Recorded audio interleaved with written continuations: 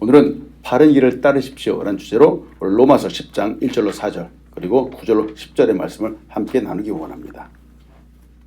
하나님, 오늘도 이 말씀을 나눕니다. 우리에게 말씀을 주셨습니다. 이 말씀 때문에 우리가 더더욱 하나님 앞에 굳건한 믿음의 사람으로 설 수 있도록 인도하여 주시옵소서.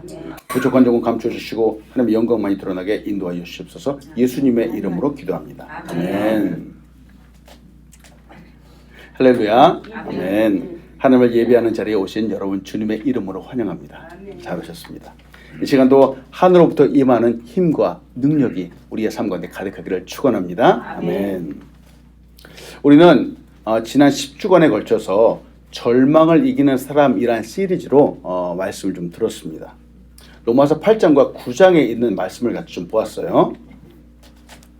제가 이 말씀을 주제로 삼았던 이유는 우리가 살아가는 우리의 지금 현실이 사실은 그렇게 쉽지 않기 때문에 그렇습니다. 팬데믹 이후로 우리의 경제적인 여건들이 참 안 좋아졌죠. 그 여성이 많이 변했습니다. 사람들의 삶이 그렇게 녹록해지지 않았습니다. 허리띠를 졸라맨다라고 하는데 사실 우리의 현실이 점점 힘들어지는 것 같기도 하죠. 아마 우리의 실생활은 그렇게 여유롭지 않을 겁니다. 어려움들도 함께 있을 거예요. 재정적인 뿐만 아니라 사람들 사이의 관계도 그렇고 또 마음의 정서 또 이런 것들에 대한 불안감도 여전히 우리에게 있을 겁니다. 그러나 기억하시는지요? 여러분, 우리가 아무리 어렵고 힘들어도 마치 이 세상이 나를 버리는 것 같은 상황에서도 하나님은 결코 우리를 버리지 않으십니다. 아멘. 여러분, 이 사실을 믿으시기 바랍니다. 아멘. 네. 어려움, 고난, 역경이라는 상황은 우리를 사실 주눅들게 만들죠. 그러나 여러분, 이것 때문에 결코 주눅들지 마십시오. 바로 이와 같은 상황이 우리 믿음의 사람들은 더욱더 믿음이 빛나는 상황이 됩니다. 위대한 사람이 될 수 있는 기회가 바로 이 어려움 가운데 숨어 있습니다. 어려움 앞에서 사람들은 힘들어합니다. 당연합니다. 인간이기 때문에 고난 앞에서 참 힘들어하는 건 당연하죠. 자, 이렇게 힘들어할 때 옆에서 좋아하는 존재가 있지요? 누구죠? 사탄이에요, 사탄. 우리가 막 힘들고 어려워하잖아요. 그럼 옆에서 사탄은 우리가 힘들면 아유 쌤통이다 이렇게 얘기하는 거예요. 사탄은. 그렇죠. 오늘도 이렇게 어려워서 넘어질 때 참 잘못했다고 손가락질하고 우리를 정죄하는 것이 바로 사탄입니다. 그러나 하나님은 우리를 정죄하지 않으시는 분입니다. 하나님은 도리어 우리를 의롭다라고 말씀해 주시는 분이죠. 우리가 잘 알고 있는 로마서 8장 1절로 2절입니다. 그러므로 이제 그리스도 예수 안에 있는 자에게는 결코 정죄함이 없나니 이는 그리스도 예수 안에 있는 생명의 성령의 법이 죄와 사망의 법에서 너를 해방하였습니다.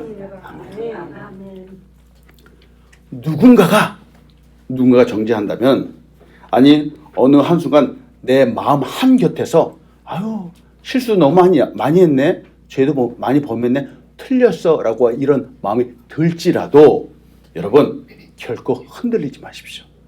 흔들리지 마십시오. 하나님께서 의롭다 라고 칭의 선언하신 이 사람은 이 세상의 그 어느 무엇으로도 정죄할 수 없습니다. 아멘. 여러분 한 사람 한 사람은 하나님께서 의롭다라고 말씀하신 분입니다. 그래서 성령님은 내 안에서 언제나 나와 함께 해주신 분입니다. 그래서 우리의 생각을 도와주시죠. 우리에게 하나님을 아버지라고 부를 수 있도록 자녀의 영을 부어주시는 분이 바로 우리 성령님이십니다. 아멘. 우리의 마음에는 큰 공간이 있다고 제가 말씀드렸죠. 이 공간이 얼마나 크냐면은 이 세상의 것으로 아무리 채운다라고 해도 채워질 수 없을 정도로 큰 공간이 있다 그랬어요. 근데 이 세상의 사람들은 그걸 모르고 세상의 물질과 성공과 부귀와 영어로 이 비어있는 공간을 채우려고 노력을 하는 겁니다. 그런데 한도 끝도 없습니다. 이 채울 수 없는 공간에 하나님 바로 영원을 사모하는 그 마음을 주셨습니다. 이 공간은 오직 하나님으로만 예수 그리스도의 십자가만으로 채울 수 있습니다. 아멘. 때문에 세상이 아닌 하나님을 향하여 우리의 입을 크게 여십시오. 하나님을 갈망하십시오. 참 소망, 천국의 소망을 갈망하는 사람들이 바로 이 메워진 공간을 하나님의 것으로 메울 수 있습니다. 그리고 또 여러분 말씀드렸죠. 하나님의 미리 아심, 바로 예지 우리 보았죠. 그리고 하나님의 미리 정하심, 바로 예정 또 우리 좀 보았습니다. 그리고 하나님 부르심이 있습니다. 소명이라는 것이 우리에게 있었죠. 그리고 의롭다 하심, 칭의가 있었습니다. 그리고 영화롭게 하신다라는 것들도 우리는 좀 보았습니다. 이 구원의 기회는 세상 모든 사람들에게 사실은 다 열려져 있습니다. 하나님이 누구는 구원하고 누구는 구원하지 않고 그렇지 않습니다. 사실 모두에게 다 열려져 있죠. 모두에게 주신 은혜다라고 하는 사실을 우리는 보았습니다. 그래서 디모데전서 2장 4절은 이렇게 말하죠. 하나님은 모든 사람이 구원을 받으며 진리를 아는 데 이르기를 원하시느니라 라고 말합니다. 놀랍죠. 하나님의 사랑이에요. 이 모든 상황에서도 결코 변하지 않으면 끊을 수 없는 하나님의 사랑이 언제나 우리와 함께한다라고 하는 사실도 우리는 보았습니다. 사망도 생명도 이 세상의 그 어느 무엇으로도 우리를 하나님과의 사랑에서 끊을 수 없습니다. 없습니다. 그렇다면은 이제 사명으로 살아가는 거예요. 이 사랑을 알고 이 은혜를 받았다면은, 이 사랑을 믿는다면은 우리는 그냥 가만히 있을 수 없는 겁니다. 무슨 말인가? 가족, 친구, 내 옆에 이 사랑을 알지 못하는 사람 때문에 안타까워해야 됩니다. 이 사람들을 하나님의 사랑 안으로 인도해야 되는 겁니다. 영혼을 불쌍히 여기는 것이죠. 그래서 충만한 사랑으로 그들을 품어줄 수 있어야 됩니다. 이것이 하나님의 마음이고 이것이 예수님의 심장입니다. 그래서 저는 이 말씀을 토대로 해서 제가 우리 아우름 교회라고 하는 이 아우름이라고 하는 이름을 쓰는 거예요. 이 아우름이라고 하는 이름, 자, 우리 말씀드렸죠? 그대로 보면 아울러 품어준다라고 하는 이런 뜻이에요. 아울러 품어준다. 바로 예수님의 마음, 예수님의 심장, 하나님의 심장을 품고 있는 교회입니다. 때문에 여러분, 저는 소원합니다. 우리가 만나는 사람마다 잘 품어주어서 이 사랑 때문에 그들의 마음속에 있는 상처들이 다 녹아나기를 소원하는 거예요. 우리가 가는 곳마다 문제들도 다 떠나가고 말이죠. 네. 이런 사명을 감당하는 우리가 되기를 소원합니다. 때문에 우리는 바른 믿음을 가져야 됩니다. 이스라엘 사람들, 우리 지난 시간에 봤던 거죠. 이스라엘 사람들은 선택받은 사람들입니다. 선택받은 사람들인데 이 선택이 구원을 위한 선택이 아니었습니다. 바로 사명을 감당하기 위한 선택이었습니다. 그런데 그들은 이 사명마저도 잘 감당하지 못하고 선택받았다라고 하는 특권 의식 때문에 세상에 이것만 의지하다가 그 콧대가 하늘을 찔렀습니다. 그래서 결국은 이 놀라운 은혜가 바로 이방인들에게 넘어가게 되었죠. 복음의 사명이 넘어가고 말았습니다. 우리가 여기까지가 바로 지난 우리가 몇 달 동안 보았던 이야기들이에요. 제가 쭉 한번 그냥 말씀드린 겁니다. 저는 이 말씀을 통해서 매일매일의 삶에 우리 건강한 믿음, 흔들리지 않는 믿음, 하나님의 사랑하는 그런 사랑의 사람이 되기를 확신합니다. 아멘. 자, 오늘은 그 마지막 시간으로 로마서 10장의 말씀을 간단하게 좀 보는 겁니다. 자, 말씀을 들어가면서 바른 열심이 중요하다는 거예요. 바른 열심. 열심히 있습니다. 근데 결론부터 보면 그릇된 열심이 있을 수 있고 바른 열심이 있는 겁니다. 아마 이 마음속, 사람들의 마음속에 열심이 없는 사람은 없을 거예요. 누구나 다 열심이 있죠. 문제는 이 열심이 바른 방향이 아니라 그릇된 방향으로 갈 때 문제가 발생할 수 있다고 하는 겁니다. 어떤 분은 돈 버는데 누구보다 열심인 거예요. 돈 버는 그 재미가 솔솔하다 그러죠. 밤을 새워서 돈을 버는데 피곤한 줄 모르는 겁니다. 돈 벌고 성공하는데 이렇게 열심히 하는 거 정말 좋은 거죠. 그래서 일주일 7일 내내 하루도 안 쉬고 열심히 일하는 분들이 있습니다. 이렇게 세상에는 열심히 있는 사람이 하나님에 대해서는 그렇게 차가울 수가 없습니다. 안타까운 거죠. 일주일에 하루 주일에 예배한다라고 하는데 이런저런 핑계 대면서 예배를 안 나오는 거예요. 예배들은 이 한 시간을 낼 수가 없답니다. 너무 이상한 거죠. 근데 바울이 이 로마서를 쓰는 이 당시에도 사람들이 그랬습니다. 유대인들 하나님을 섬긴다라고 하는 이 사람들이 열심을 내었지만 다른 열심을 냈던 겁니다. 다른 열심. 로마서 10장 2절부터 3절입니다. 내가 증언하노니 그들이 하나님께 열심히 있으나 올바른 지식을 따른 것이 아니니라. 하나님의 의를 모르고 자기 의를 세우려고 힘써 하나님의 의에 복종하지 아니하였느니라. 여러분, 이게 사람들의 마음이었어요. 당시에 하나님을 섬긴다라고 하는 사람들의 마음이었죠. 성경은 말이죠, 우리 신앙의 모습을 종종 달리기와 비교를 합니다. 달리기. 다른 박질하는 운동선수라고 우리는 말하는데, 여러분 초등학교 때 100m 달리기 해보셨죠? 달리기를 할 때 딱 두 가지가 중요합니다. 뭐냐? 바른 방향과 빨리 달리는 속도입니다. 방향을 잘못 잡으면 아무리 빨리 달렸다라고 해도 결승선에 들어갈 수 없는 겁니다. 유대인들이 그랬습니다. 이들은 신앙, 말씀에 대하여 열심히 없었던 사람들이 아닙니다. 누구보다 열정적인 사람들이었습니다. 하나님을 섬긴다고 자부했던 사람들이죠. 그런데 그들은 하나님의 뜻과 구원에 대해서 바른 지식을 갖고 있지 않았습니다. 바른 지식을 갖고 있지 않았다라기 하기보다도 도리어 그들은 바른 지식을 가지려고 하지 않았습니다. 도리어 거부했죠. 거부하면서 자기만의 열심으로 하면서 그래, 이 길이 맞는 거야. 내가 아는 이 방법이 옳은 거야. 라고 세상에 자기만의 세계 속에 갇혀서 살았습니다. 저도 열심히 있는 사람들 좋아합니다. 사람이 열심히 있고 열정적이어야지 무엇인가 이룰 수 있다라고 하지요. 근데 이에 반해서 어떤 미지근한 사람들이 있습니다. 미지근한 사람들 과연 어떨까? 여기서는 자세하게 말하지 않아도 우리는 어떤 사람들인가 우리 쉽게 알 수 있죠. 열심으로 열정을 갖고 사명을 이루고 열매를 맺는 사람들이 참 많이 있습니다.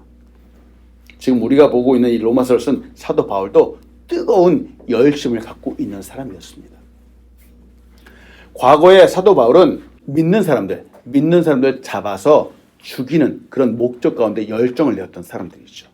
그러나 복음을 전하는 사람을 바뀌었고 시와 때를 가리지 않고 열정적으로 복음을 전하는 사람이 되었습니다. 사도 바울뿐만 그렇지 않았죠. 예수님의 제자 중에 어부였던 베드로도 있습니다.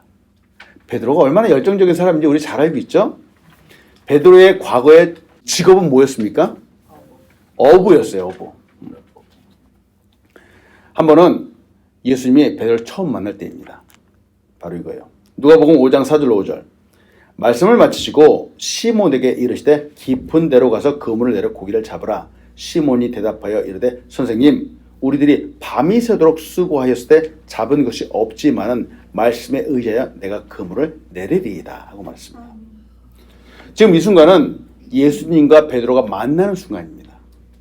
베드로는 밤이 새도록 수고를 했습니다. 고기를 잡으려고 애를 썼습니다. 이 모습만 보더라도 베드로가 열심히 있는 사람이라는 것을 알 수 있습니다. 근데 예수님이 말씀하시니까 한 번 더 그 말씀에 의해 그물을 내리겠습니다 라고 말하는 겁니다. 베드로 어부이죠. 전문가입니다. 밤이 새도록 잡지 못했다면 느낌상으로 오늘은 공쳤다 이렇게 말할 수 있습니다. 밤도 새고 힘도 빠지고 맥도 빠졌습니다. 그런데 그는 한 번 더 했습니다. 베드로가 열심히 있는 사람이었기 때문에 한 번 더 한 겁니다. 마음에 열정이 있는 사람이라는 얘기죠. 자, 이렇게 선한 방향을 향해서 열심히 있는 사람은 너무 좋지만 말씀드렸습니다. 그릇된 방향으로 열심히 있는 사람들이 세상에 참 많이 있습니다. 잘못된 방향으로 열심을 내는 사람들은 결국 꼭 문제를 일으키죠. 열심 중요합니다. 그러나 방향이 다른 데 열심이 있다고 잘 이룰 수 없다라고 하는 사실을 우리는 명심해야 되겠습니다. 성 어거스틴 이렇게 얘기를 했어요. 바른 길에서 절뚝거리는 것이 잘못된 길에서 달리는 것보다 낫다. 바른 길을 가고 있다면은 세상과 비교해서 좀 힘들고 어렵다. 그래도 여러분 결코 실망하지 마십시오. 바로 이것이 하나님 보시기에 가장 좋은 것입니다. 때문에 바른 방향을 선정하십시오. 우리의 신앙생활 가운데 가장 중요한 것 중에 하나가 바로 방향이죠. 바른 방향을 선정하는 것이 중요합니다. 천천히 가더라도 바른 방향으로 가야 합니다. 속도보다 방향이 중요합니다. 저들 이스라엘 사람들은 올바른 지식이 아니라 다른 길, 자신의 의를 세우는 방향으로 갔습니다. 그 길로 마구 달려갔습니다. 질문합니다. 우리 그리스도인 믿는 사람들이 열심을 내야 하는 바른 방향은 어디입니까? 우리 그리스도인들이 정말로 열심을 내야 하는 바른 방향은 바로 예수님 방향입니다. 예수님 방향이에요. 우리의 열심의 목표, 이 목표는 바로 예수님께 있어야 됩니다.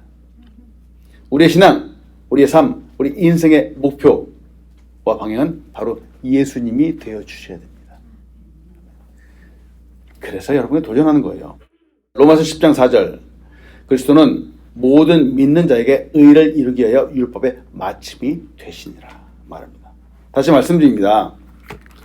우리 주변에는 예수님과 전혀 상관없는 열심을 내는 사람들이 매우 많습니다. 그렇죠?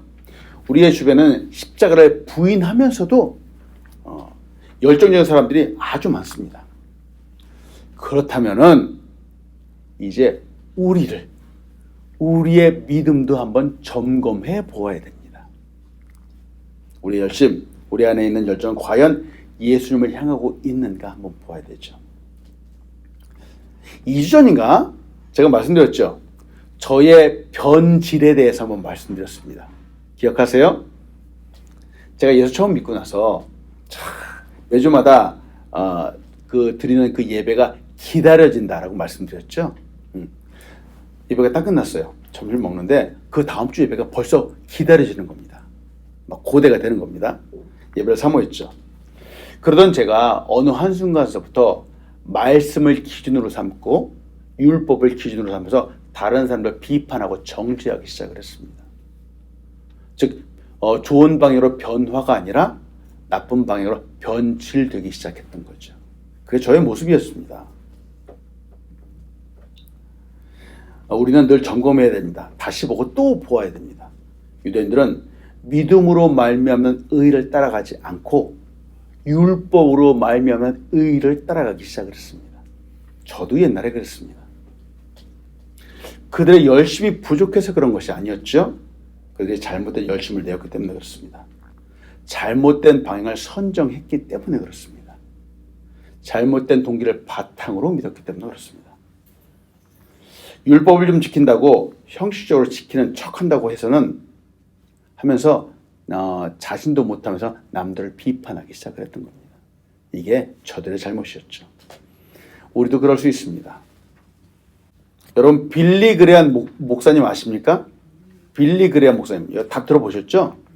복음주의 목사님인데 이분을 통해서 정말 전 세계 수없이 많은 분들이 예수를 알게 되었습니다. 20세기 최고의 부흥사로 꼽히는 분이죠. 이분은 미국의 12명의 대통령에게 카운슬러가 되어주셨습니다. 그리고 정부의 고문으로 봉사를 하게 됐습니다. 이분이 세상에 세계에 185개의 나라에 다니면서 복음을 전했어요. 와. 과거에 한국에도 오셨었는데 그때가 아마 1973년이었던 것 같아요. 여의도에 빌리 그레한 목사님 오셔서 말씀을 전한다라는 소식 듣고 한국의 전 세계 각국에서 여의도로 사람들이 모였는데 무려 51만 명이 모였습니다. 대단했죠. 한 일주일 동안 집회를 했는데 이때 예수님 믿고 나온 분이 한국 분이 2만 명이 넘었다라고 합니다. 대단했죠. 근데 왜 이 말씀을 드리냐? 이 빌리그레엄 목사님이 이렇게 위대한 목사님이 한 번은 자기의 고백을 하는 겁니다. 과거에 하나님을 향해서 열심을 냈는데 나의 순수한 마음이야 잘못된 동기로 하나님께 열심을 내었었습니다 라고 고백을 했던 적이 있습니다. 오늘 그 부분을 말씀드리는 거예요. 빌리그레엄 목사님이 대학생이 되었을 때 한 여대생에게 프로포즈를 했습니다. 같이 사귀자라고 친구가 하자고 했죠. 근데 이 여자분이 말하기를, 빌리그레엄 목사님이 말하기를, 이때는 목사도 아니었죠. 이렇게 말하는 거예요. 너는 다 좋은데 능력이 없는 것 같아. 나는 능력 있는 남자와 결혼할 거야. 딱 이 한마디를 하고선 딱 등을 돌렸어요. 아마 이 말 때문에 충격을 좀 받았던 것 같아요.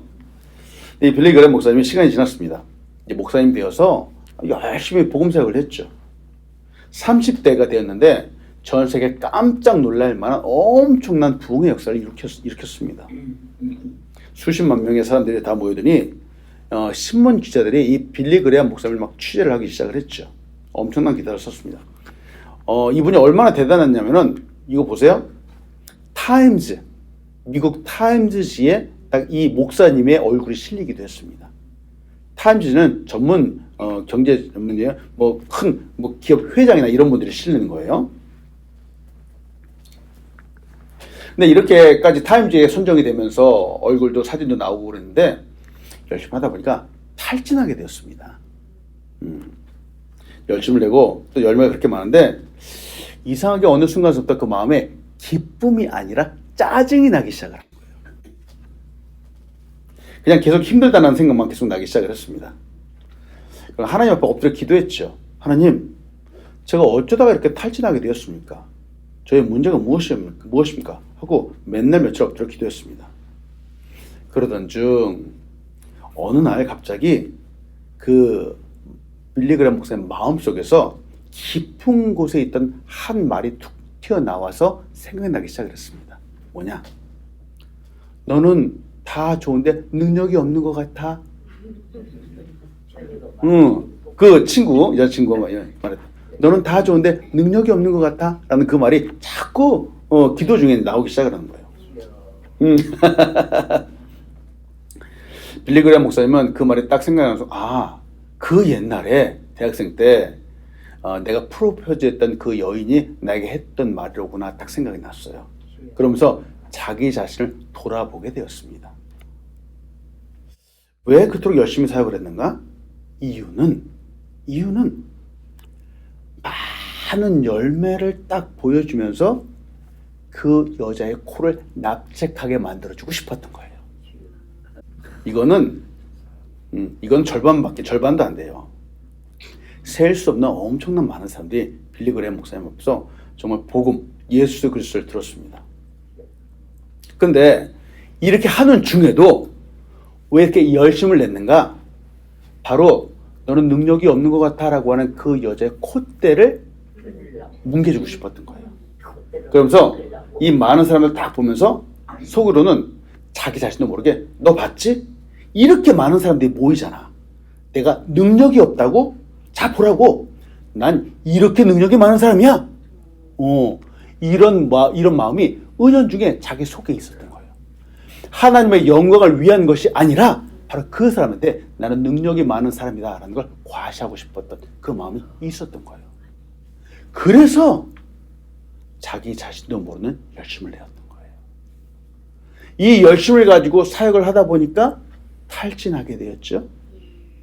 하나님에 대한 바른 동기가 아니라 사람에게 보여주고자 하는 욕심 때문에 했기 때문에 쉽게 지치게 되었죠.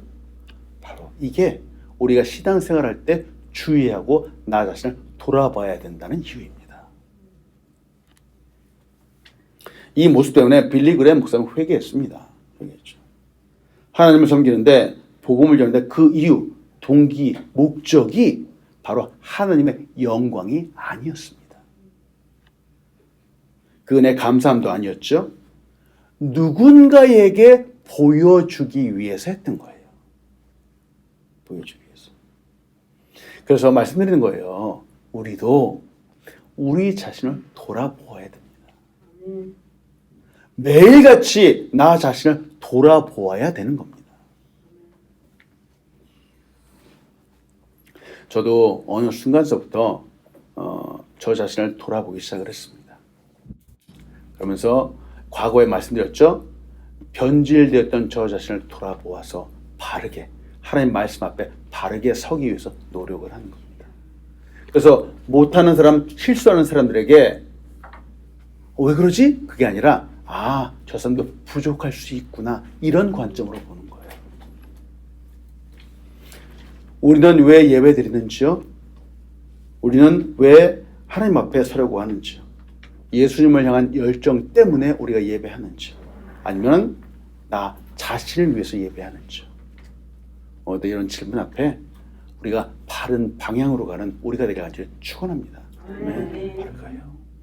우리가 신앙생활할 때, 우리가 예배하고 기도할 때, 우리가 찬양할 때 과연 우리는 어떠한 마음의 동기를 가지고 하나님 앞으로 나아가는가 하는 거죠. 때문에 두 번째로 나누고 싶은 것은 바른 방향, 예수 그리스도 나의 주님으로 고백하십시오. 나의 열심이 아니에요. 나의 의로운 행동이 아닙니다. 내 마음속에 나의 기준이 아닙니다. 양심이 아닙니다. 바로 예수 그리스도를 구주로 고백하는 겁니다. 아멘. 삶이 어렵고 힘든다고 해도, 고난과 핍박과 환난이 온다 해도 바로 예수님을 나의 구주로 고백하십시오. 아멘. 내가 나의 주인이라면은 내가 내 인생을 책임져야 됩니다. 나의 죄값을 갖고 나는 죽을 수밖에 없습니다.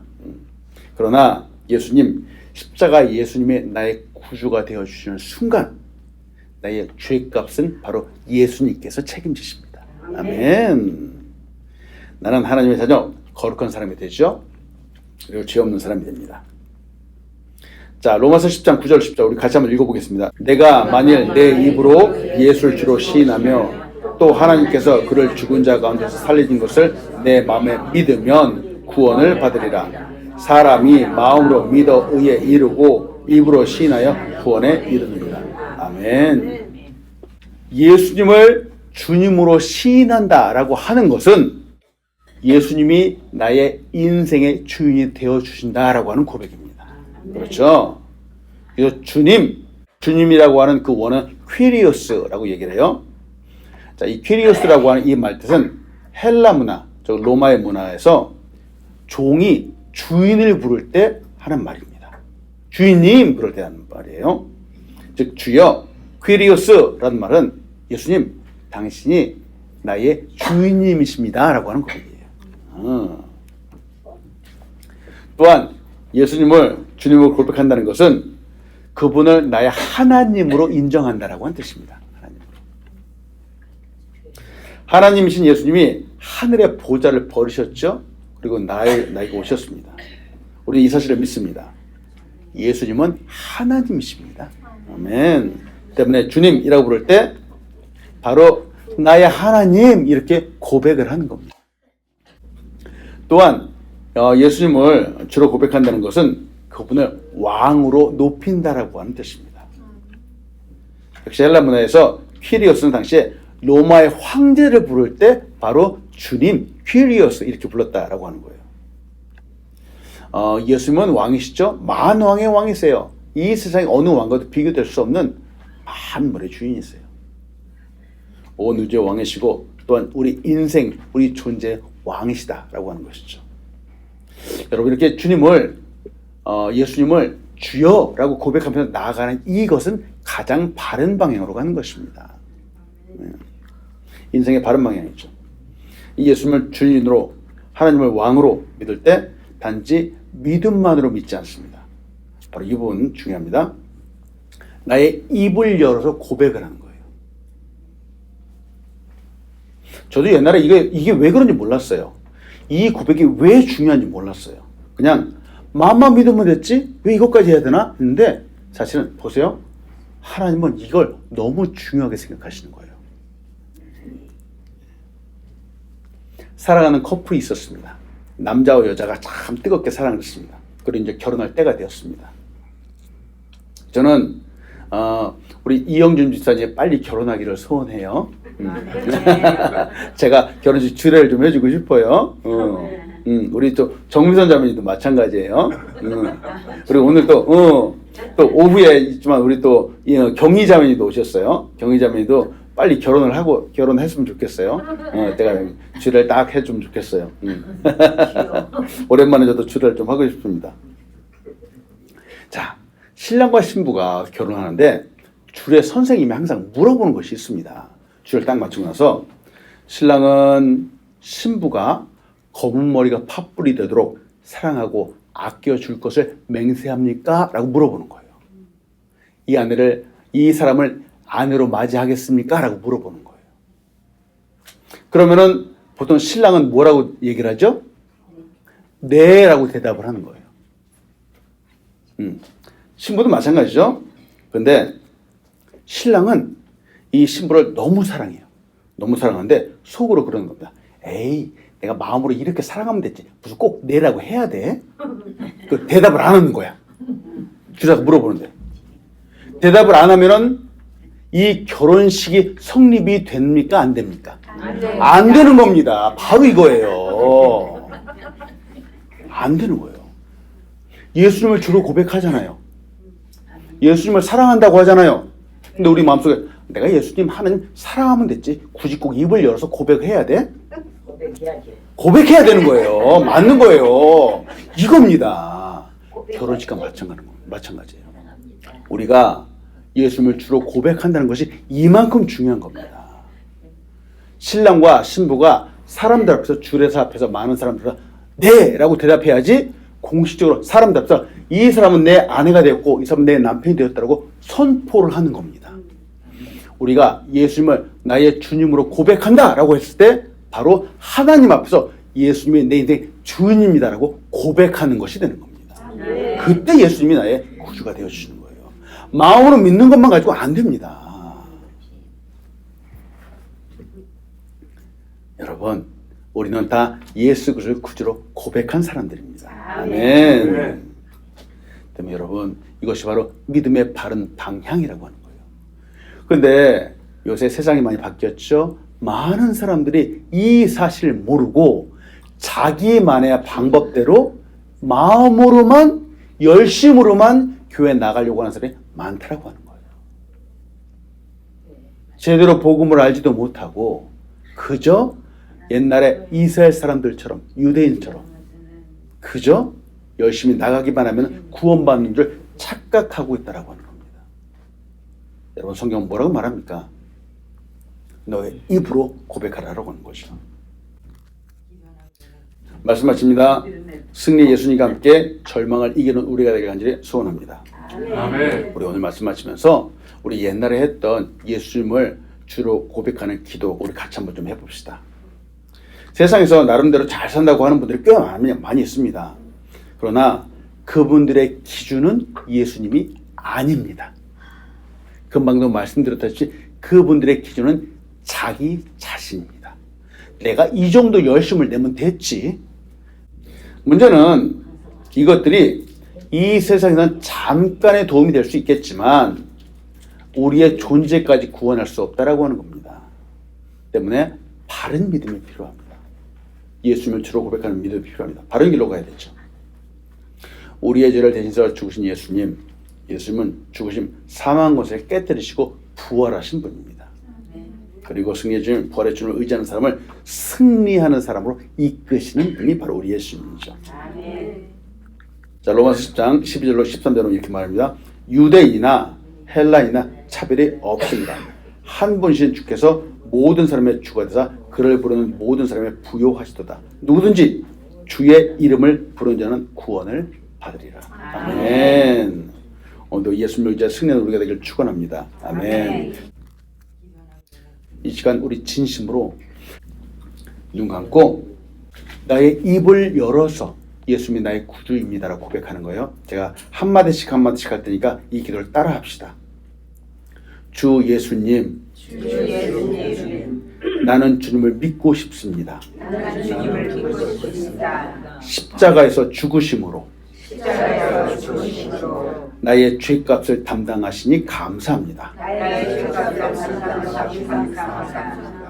지금 나는 내 마음의 문을 열고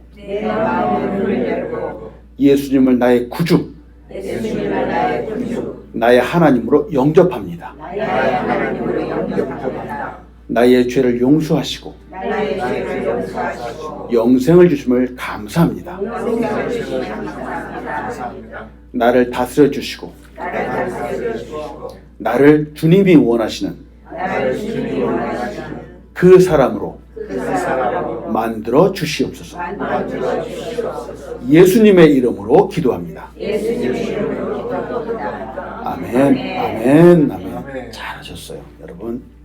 정말 별것 아닌 기도이지만 우리는 입을 열어서 예수님이 나의 구주라고 고백했습니다. 아멘. 이것만큼 세상에 놀랍고 가치 있는 일이 없는 겁니다. 오늘도 이 예수님 때문에 승리하는 우리가 되기를 축원합니다. 아멘.